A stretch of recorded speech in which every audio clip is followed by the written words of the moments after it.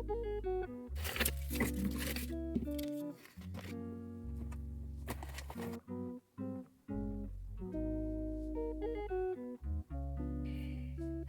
semuanya, nya. Halo, halo, halo, halo, halo, halo, halo, halo. Apa kabar kamu semua? Pastikan baik-baik saja toh? Yo, harus baik-baik saja.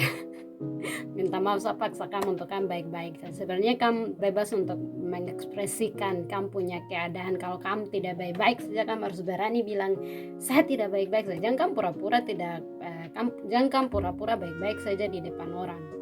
Kamu juga harus kasih tahu orang kalau kamu tuh tidak baik-baik saja, supaya jangan tambah bikin kamu tambah stres dan tambah tidak baik-baik saja. Oke, jadi harus bilang sama orang bahwa kamu itu tidak baik-baik saja, dan it's okay untuk mengekspresikan apa yang kamu rasa.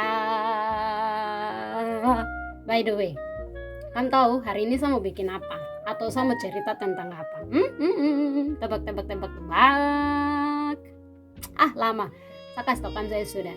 Jadi hari ini saya mau share ke kalian 9, ini 5 tambah 4 di sini.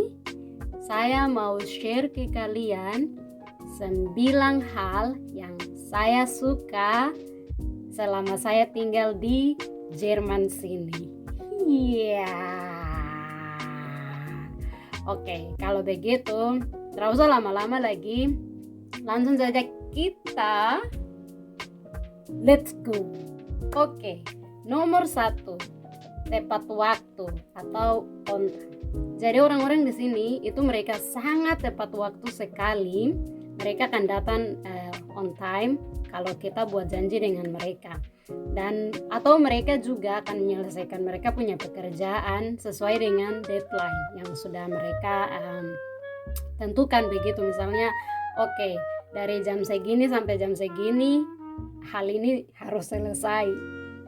Nah, mengapa saya sangat suka orang-orang di sini tepat waktu itu seperti ini.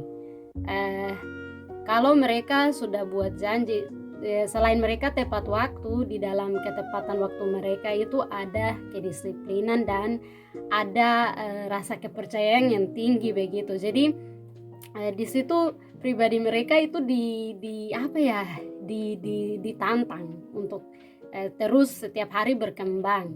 Jadi seperti ini, kalau misalnya kita buat janji dengan orang, secara tidak langsung antara dua belah pihak ini saling mempercayai bahwa di jam sekian mereka akan bertemu satu dengan yang lain, akan membahas hal ini dan akan selesai di jam ini, dan kira-kira seperti itu. Jadi kalau misalnya kalau saya datang terlambat, berarti saya sudah tidak dipercaya lagi. Atau kalau saya tidak kasih tahu kalau saya datang terlambat, berarti mungkin kedepannya ketika kita buat janji lagi, mungkin pokoknya saya mungkin akan sangat kesulitan untuk bersosialisasi dengan orang-orang di sekitar, karena saya bukan orang yang tepat waktu seperti itu. Lalu dari jam sekian sampai jam sekian, mau perfect atau tidak, kalau kita sudah bilang bahwa kita akan menyelesaikan pekerjaan ini dari jam segini sampai jam segini, hasil yang itu sudah, dan kita harus bangga, kita harus rela meskipun tidak sempurna, kita harus positif bahwa kita sudah memberikan yang terbaik yang kita bisa untuk mengerjakan semua yang kita sudah rencanakan dalam waktu yang memang sudah ditentukan. Dan mengapa? Karena ketepatan waktu ini sangat penting. Meskipun karya kita tidak sempurna, tapi kita harus berhenti di waktu yang sudah kita rencanakan, karena ada hal lain lagi yang perlu mendapat perhatian kita, dan kita tidak boleh menguras semua energi kita di waktu itu dengan mempospon waktu kita ke depan, dan harus merelakan energi kita yang itu ke hal lain yang sebenarnya harus kita kerjakan juga. Dan di sini mereka sangat mengapresiasi sekali. Jadi meskipun kita mengerjakan sesuatu eh, selesai dalam waktu yang tepat tapi tidak sempurna, akan dihargai sekali karena effort itu tidak mengecewakan hasil ya, seperti itu. Dan harus percaya bahwa pekerjaan kita yang banyak kekurangannya itu tetap diberkati karena kita sudah melakukannya dengan kesungguhan hati dalam waktu yang telah ditentukan, seperti itu. Jadi di dalam ketepatan waktu itu juga ada tantangan, ada apa ya, siapa kita dipertaruhkan di situ, seperti itu. Hal berikut lagi yang tidak perlu kita khawatir soal orang-orang di sini adalah bahwa ketika mereka sudah bilang bahwa mereka akan datang di jam sekian untuk bertemu kita, mereka akan betul-betul melakukannya. Jadi budaya ini tuh yang bikin saya sangat suka sekali. Jadi saya tidak perlu kayak harus hubungi mereka, hei kau datang kah tidak, ini saya sudah tunggu di sini, kau di mana, macam apa ya, kayak menghabiskan waktu untuk tanya-tanya pertanyaan yang bagi saya kita sudah berjanji sebelumnya untuk datang dan bertemu di waktu yang sudah kita tentukan. Lalu kenapa saya harus, kau di mana, kita akan ketemu hari ini kan, jadi kan harus macam memastikan ulang-ulang. Dan saya pikir itu buang-buang energi. Jadi itu sudah alasan-alasan kenapa saya sangat suka sekali budaya tepat waktu di sini. Hal yang kedua yang saya suka dari orang-orang di sini atau budaya orang-orang di sini adalah mereka peduli terhadap lingkungan. Tidak percaya? Saya kasih salah satu contoh. Kita bisa lihat mereka peduli dengan lingkungan itu dengan kita lihat melalui bagaimana caranya mereka kelola sampah di sini. Semuanya sangat-sangat teratur sekali. Misalnya, di kami punya rumah di sini, tempat di mana saya tinggal, kami ada punya 4 jenis tempat sampah di luar rumah. Ditambah dengan itu kami punya pribadi 4 jenis tempat sampah, ditambah dengan 2 tempat sampah umum yang misalnya dalam satu kompleks itu ada 2 tempat sampah umum. Nanti saya akan jelaskan juga fungsi dari 2 tempat sampah umum ini apa, tempat sampah umum ini apa. Lalu di dalam rumah kami ada punya 3 jenis tempat sampah. Saya punya kamar sini saya ada punya 3 jenis tempat sampah juga. Untuk saya punya ya sampah-sampah yang saya hasilkan, sampah-sampah pribadi, seperti itu. Oke, saya mulai dari 4 jenis sampah di luar. Jadi 4 jenis sampah di luar ini ada 4 warna. Warna hitam, warna coklat, warna kuning, dan warna hijau. Jadi warna hitam, warna coklat, warna kuning, dan warna hijau. Dan masing-masing ini sudah punya punya fungsinya sendiri-sendiri.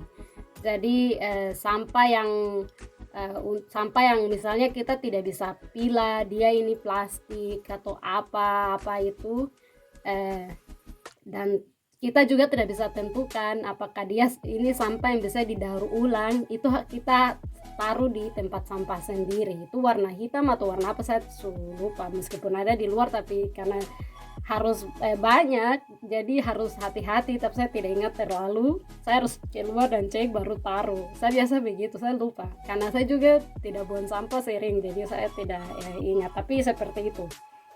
Lalu yang sampah yang satunya adalah sampah kertas. Ya, kertas. Jadi kertas yang kita sudah tidak pakai, surat-surat, majalah, koran, dan segala macam, itu kita buang di satu tempat juga. Lalu sampah botol. Jadi botol-botol yang tidak bisa didaur ulang. Jadi di sini ini panjang juga cerita, tapi saya sudah. Jadi di sini botol-botol ini juga ada 2 jenis. Jadi ada 2 jenis sekaligus ada 2 fungsi. Jadi ada botol-botol yang bisa didaur ulang dan ada botol-botol yang tidak bisa didaur ulang.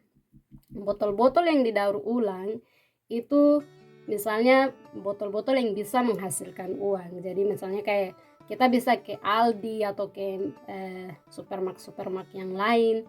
Kemudian kita bawa botol-botol ini, kita masukkan di salah satu mesin spesial, dan di mesin itu mereka akan cetak uang, dan kita bisa beli barang lalu kita bisa pakai kertas yang dicetak itu, bukan uang ini ya yang dicetak, tapi kertas yang berisi di dalamnya ada uang kita, lalu kita bisa bayar dengan uang itu.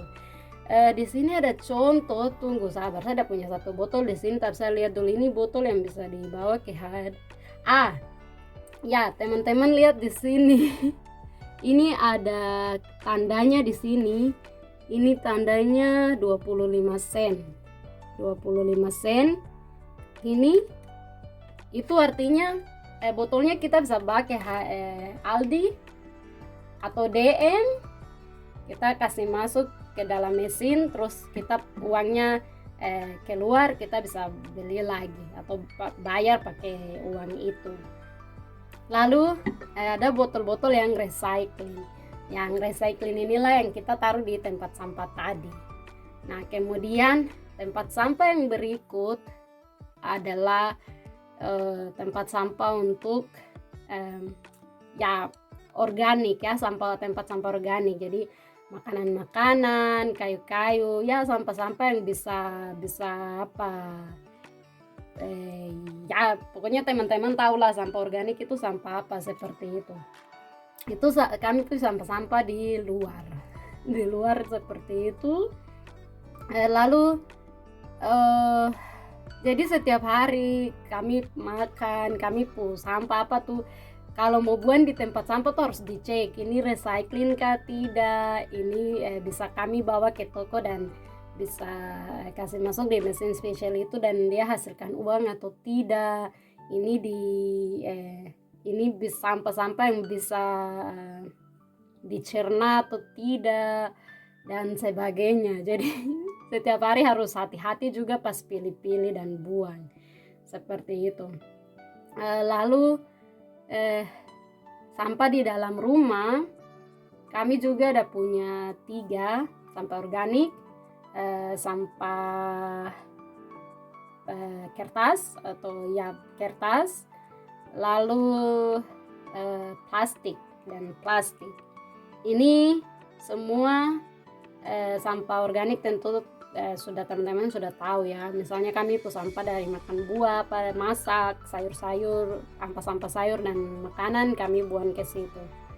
Lalu kertas untuk didaur ulang, karena di sini kertasnya didaur ulang untuk banyak hal. Waktu Natal itu daur ulang kertas untuk buat hiasan-hiasan Natal itu banyak sekali. Kalau teman-teman lihat saya video yang Natal, teman-teman akan lihat misalnya bintang-bintang yang saya gantung itu tuh daur ulang semua. Jadi bukan dari kertas yang kita beli di toko dan apa, tapi semuanya daur ulang dikerja dan sangat-sangat kreatif sekali. Lalu plastik juga itu untuk daur ulang. Jadi kami sudah pisahkan, dan nanti kalau sudah waktunya kami akan pakai luar dan gabungkan dengan sampah-sampah yang lain di luar juga, seperti itu. Lalu petugas akan datang dan mereka akan sortir sampah-sampahnya sesuai dengan hari-harinya, dan ya mereka akan bawa dan kemudian mereka akan daur ulang. Nah, sampah-sampah ini menariknya adalah bahwa akan dibakar dalam skala yang besar, lalu dari hasil bakaran itu akan dihasilkan energi. Jadi energi listrik, lampu, pemanas saat musim dingin di kita kamar-kamar supaya kita tidak kedinginan. Seperti saat ini winter, tapi saya tidak pakai jaket dan apa karena saya punya pemanas di sini aktif, seperti itu. Itu soal sampah tadi.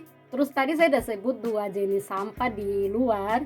Nah, sampah yang di luar itu yang ada di setiap kami punya kompleks itu adalah bahwa yang satunya khusus untuk botol-botol kaca ya teman-teman. Jadi botol-botol bir yang kami minum alkohol di sini itu dibawa ke sana lalu dimasukkan ke tempat sampah khusus untuk itu. Nanti kalau teman-teman ke Jerman sini, teman-teman bisa lihat ada tanda di situ. Lalu tempat sampah yang satunya lagi, tadi kan ada 2, itu yang pertama. Yang kedua adalah untuk pakaian-pakaian lama. Jadi pakaian-pakaian lama yang kami sudah tidak pakai itu kami bawa dan buang ke situ. Lalu nanti ada orang yang datang ambil dan mereka akan daur ulang semua yang sudah ada di situ. Itu salah satu contoh orang-orang di sini sangat mencintai lingkungan mereka sekali. Dan itu hal yang paling saya suka karena saya nih sangat cinta lingkungan. Saya suka bunga, saya suka hewan-hewan, saya suka pohon, saya senang dengar burung suara pagi, saya senang lihat kupu-kupu dan sebagainya. Jadi itu hal kedua yang saya suka dari orang Jerman. Hal yang ketiga, orang-orang di sini itu sangat-sangat to the point sekali. Jadi kalau mereka ingin bicara sesuatu atau mereka mau tegur kita di jalan, mereka akan langsung say, mereka akan bicara langsung.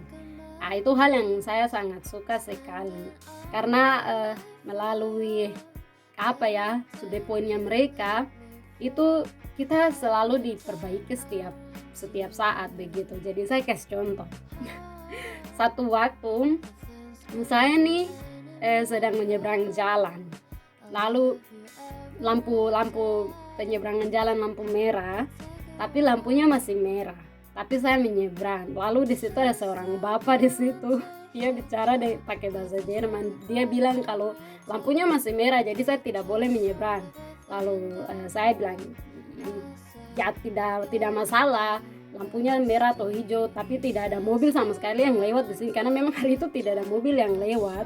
Jadi saya lihat kiri kanan tidak ada mobil, jadi saya lewat saya. Terus dia bilang sama saya begini, kain disiplin, kok tidak punya disiplin. Jadi saya jadi sadar begitu, maksudnya maksudnya kita harus sudah ada yang maksudnya sudah ada petunjuk begitu untuk menjaga ketertiban. Lalu kenapa saya harus membahayakan diri saya untuk menyeberang kalau tiba-tiba saya saat itu ada mobil dan maka hilanglah nyawa saya. Teman-teman bisa mengerti apa yang saya maksud.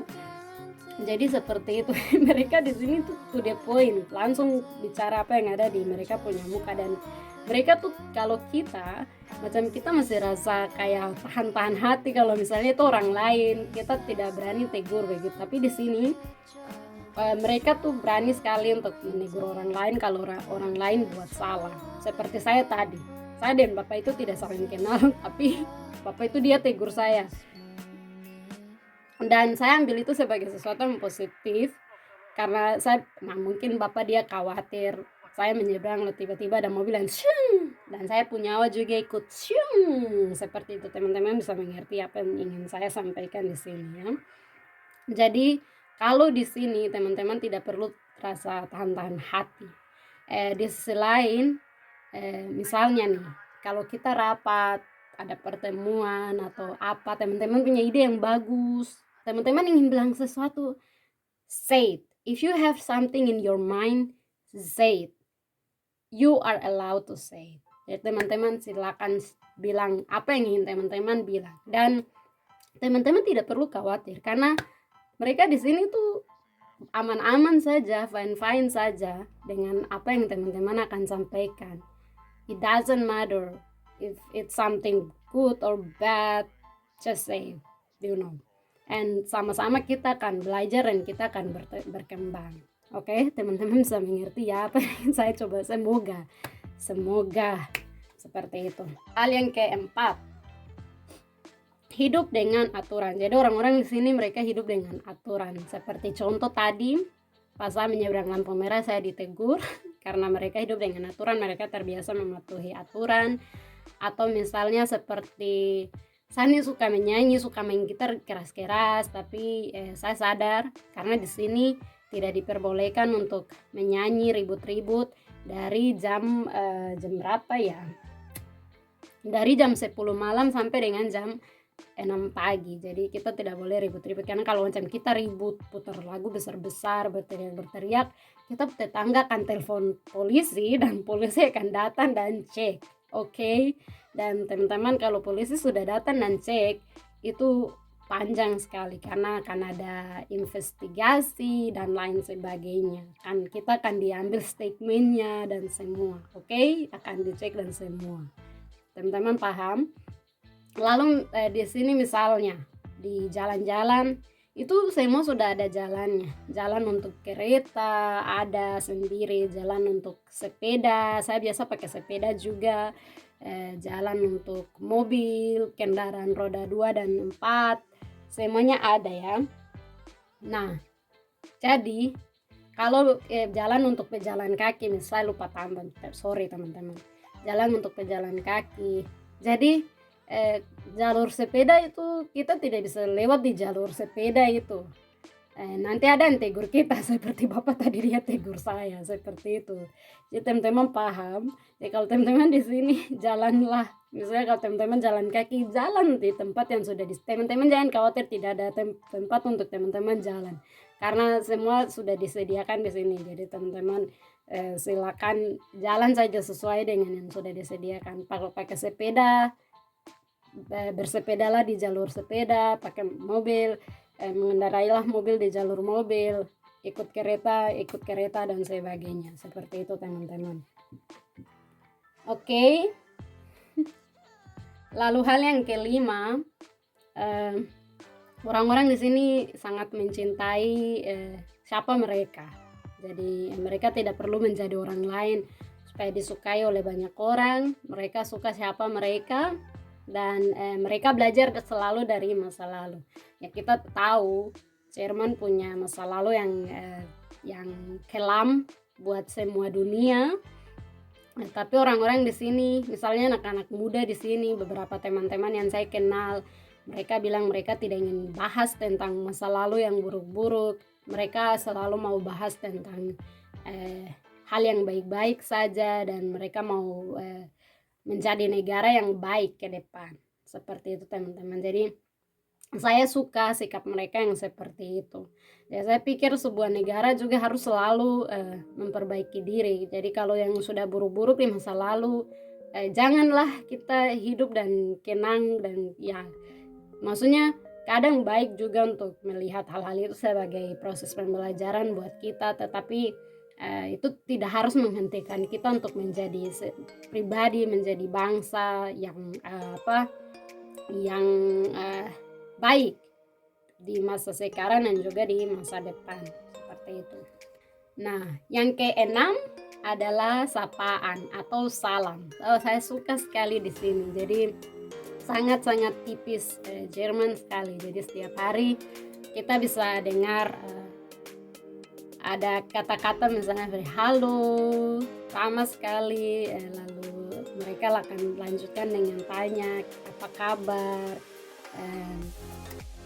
alles good, apakah semuanya baik-baik saja. Kalau misalnya mereka lihat kita maksudnya di jalan perut sakit atau apa, mereka akan menawarkan bantuan dan menolong kita.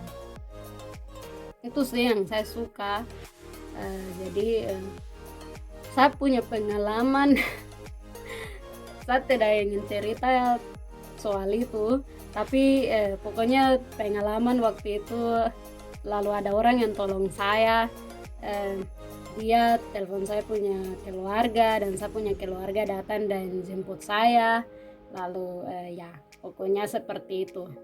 Ada satu pengalaman yang saya alami, dan keramahan mereka di sini itu membuat saya merasa nyaman untuk beraktivitas di sini. Oke, sudah lama, tapi sabar teman-teman, sedikit lagi, tinggal 3 poin lagi selesai. Nah, poin yang ketujuh adalah privasi. Jadi, saya paling suka sekali di sini karena privasi orang itu sangat-sangat dihargai, teman-teman, sangat-sangat dihargai.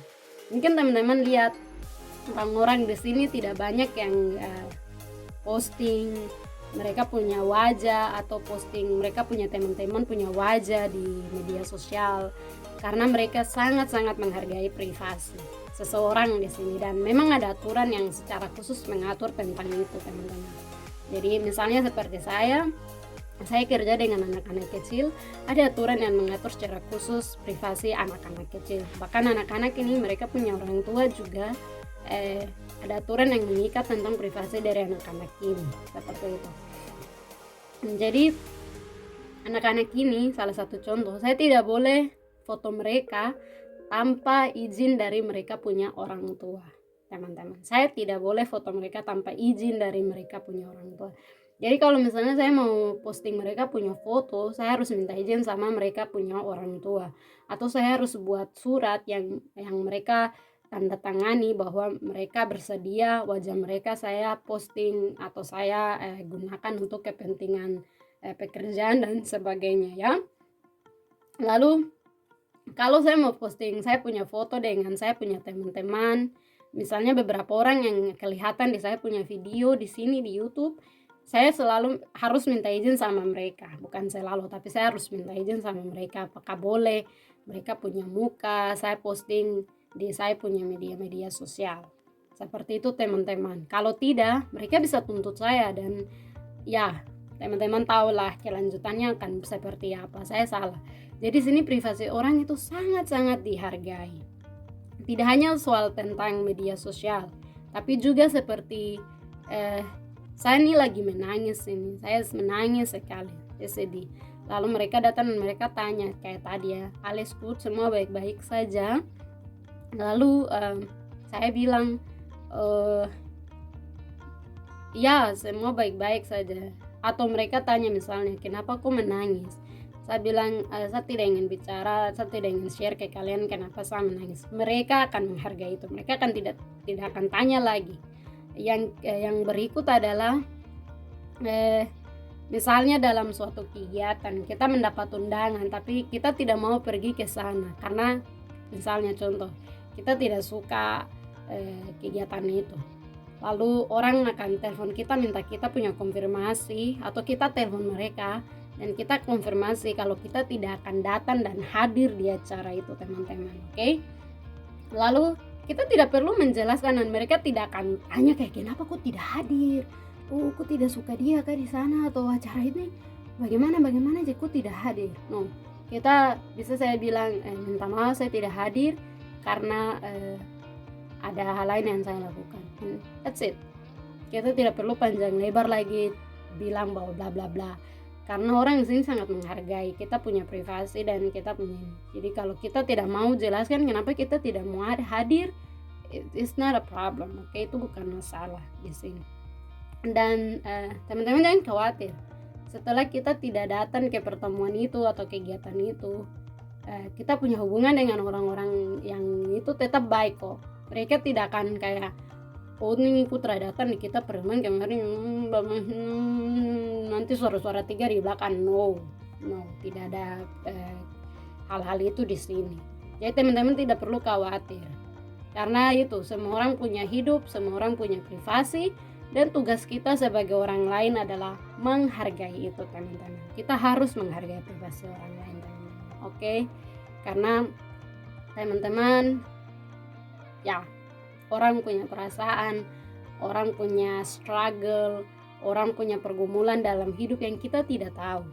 Kita tidak punya menurut saya kita tuh tidak tahu orang lain sama sekali. Jadi ya, kita harus menghargai privasi orang, karena setidaknya itu yang bisa kita lakukan untuk mereka, untuk menolong mereka. Seperti itu, teman-teman. Lalu hal yang ke-8, 8 two downs, and ya, hal yang ke-8 adalah yang saya suka dari sini, negara di sini atau orang-orang di sini, negara di sini adalah sistem transportasinya mereka. That's my favorite thing. Sistem transportasi itu sangat-sangat the best lah menurut saya, teman-teman. Karena kadang-kadang terlambat. Sometimes the trains are coming late, but only sometimes, and it's happen not very often, teman-teman. it's like maybe only there is a special case and then the train comes late.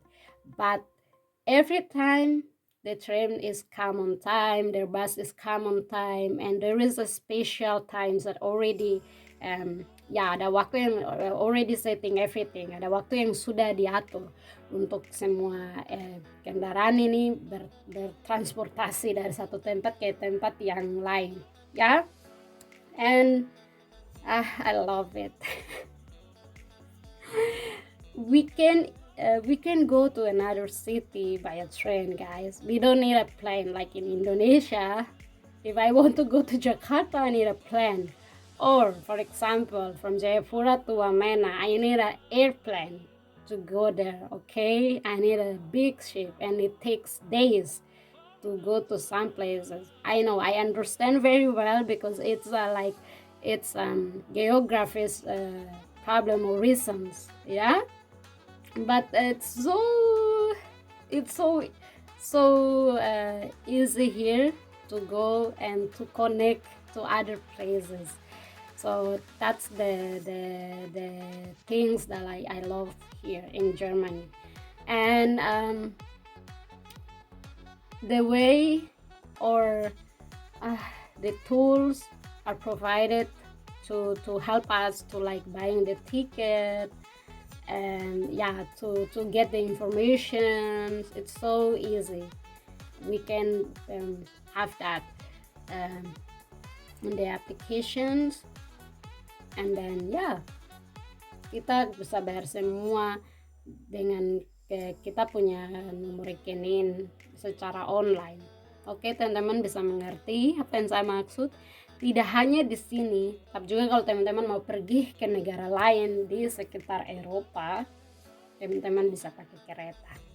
Dan teman-teman bisa pergi ke sana dengan you don't need an airplane. But ada orang-orang juga yang pergi dengan pesawat. Tapi ya, itu hal yang saya suka di sini. Jadi sistem transportasinya bagus sekali. I love it. Dan hal yang ke-9, yang terakhir itu program kemanusiaan secara khusus dari pemerintah Jerman. Kalau yang ini saya tidak ingin membanding-bandingkan atau apa gitu dengan kita punya negara, karena kita punya negara juga punya program kemanusiaan. I don't know, maybe in different forms or whatever, atau seperti teman-teman tahu lah.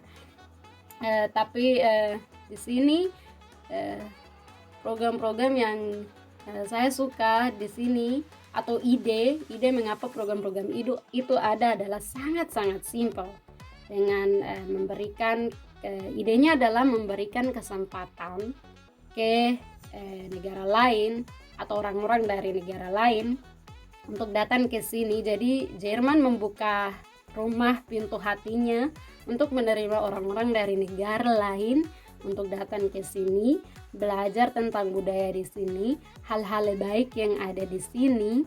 Lalu kemudian hal-hal baik itu nanti akan dikembangkan ke tempat di mana orang-orang itu berasal. Jadi kegiatan-kegiatan yang memanusiakan manusia yang dibuat oleh pemerintah Jerman di sini itu banyak. Jadi misalnya BFD, Bundesfreiwillige Dienst, itu relawan, program relawan. Tapi juga ada jenis program relawan yang lain, ada program Ausbildung. Teman-teman bisa pilih. Oke, teman-teman bisa pilih, teman-teman bisa cari di internet program-program pemerintah Jerman, atau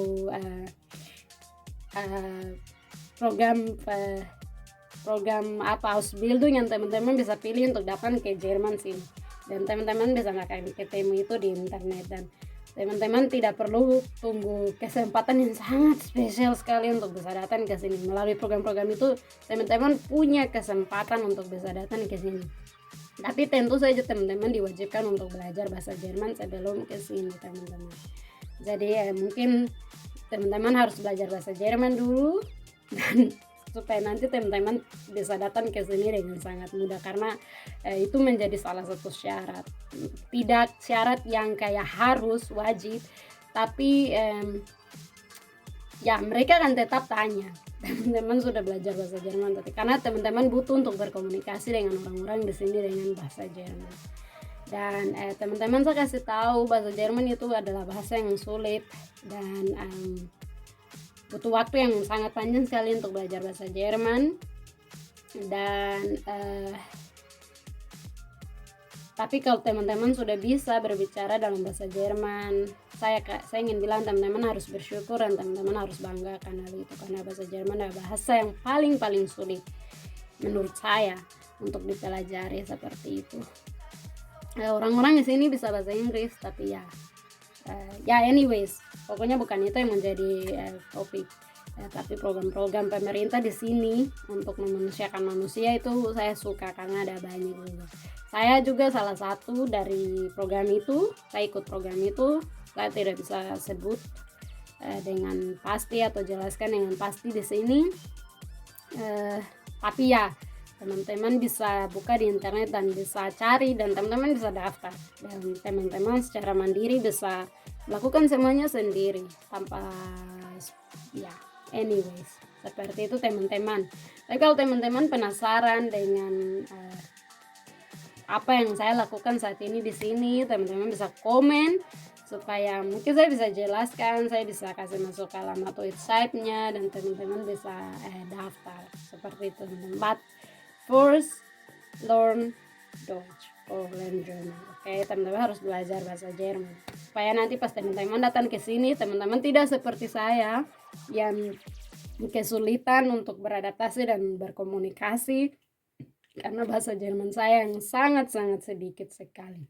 So, jadi teman-teman, itu 9 hal yang saya suka dari Jerman selama saya tinggal di sini.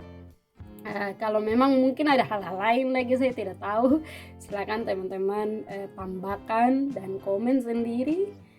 Kalau saya salah silakan teman-teman koreksi, dan sekaligus saya mau minta maaf kalau saya salah, mohon maaf. Lalu apa ya kalau teman-teman ingin saya share lagi tentang hal-hal yang saya tidak suka dari di Jerman sini, hal-hal yang saya tidak suka di Jerman sini, silakan teman-teman komen dan mungkin saya akan bikin video lain lagi. Oke? Nah itu saja video kali ini. Tetap semangat selalu teman-teman untuk kejar kalian punya mimpi, untuk mencari pekerjaan. Bicara soal pekerjaan ini saya stres. Anyways, ya hidup harus tetap berlanjut. Ya, oke. Dan ya kita harus berpisah dulu untuk saat ini, dan kita akan ketemu lagi di video saya yang selanjutnya. Terima kasih banyak.